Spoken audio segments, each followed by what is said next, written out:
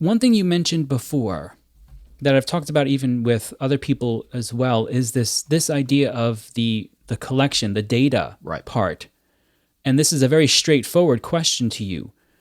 Do we undervalue the importance of our private data? Yeah, by a lot.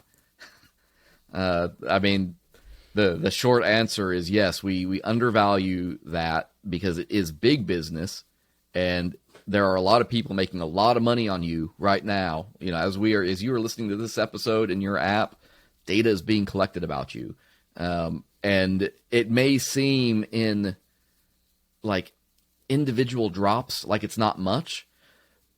But there was do you remember on Facebook here several months back, there was a lot of stuff spreading about answer these 10 questions. 99% of people can't do it. And it was stupid stuff like, what was your first dog? Or, you know, what was your first car? Or what was the name of your grandpa?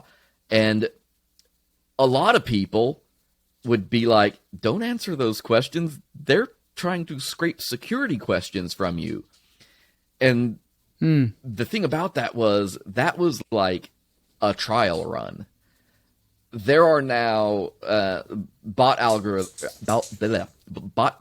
running on Facebook actively right now that are sharing things that are much less insidious, much harder to pick out. And what they're doing is they're asking you to, maybe answer a question or something like this. And it's not like a security question, obviously. It's like, if you're baking a cake, what's the one ingredient you can't do without? And it's like, that doesn't seem weird. But when you look at engagement numbers on them and how Facebook measures engagement, what they're doing is they are building entire sentiment profiles on people. And what you react to, even without commenting, just by clicking that like button and choosing one of the little icons, they're collecting sentiment data. They're saying what you will and won't react to. What kind of posts do you click on? What kind of posts do you answer things on? What do you say? We've now got enough machine learning that the way you word things can be used to determine what kind of individual you are. Are you a liberal? Are you a conservative? They can tell without asking you political questions now. And that stuff is going somewhere.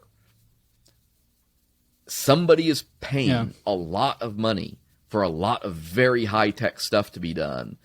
And not knowing what's going to come from that is a scary thing to me about the future of web and what it means. Because what it ends up doing is sentiment is used against you. Your preferences are used against you. Remember, I said tools like Instagram are designed to keep you staring at Instagram.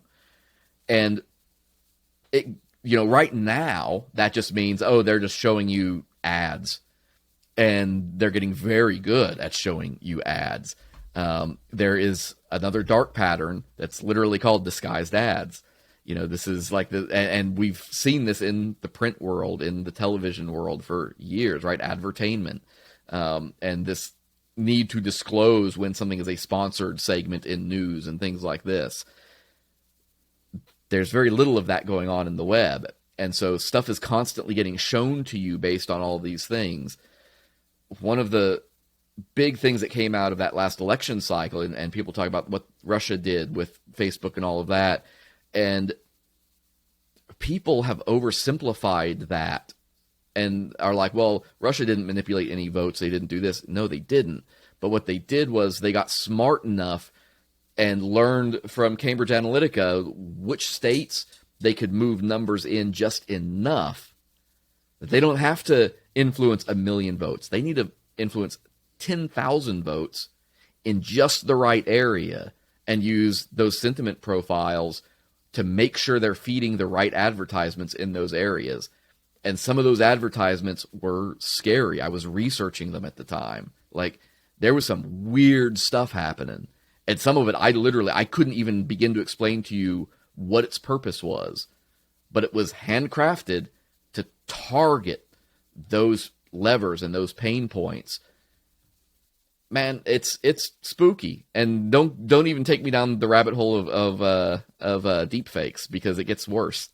Want to hear the full episode? Then use the links provided to subscribe or follow the Neutral Ground podcast on your favorite podcast platform. Together, we're bringing back civility to meaningful discourse, one person at a time. Join us on the Neutral Ground.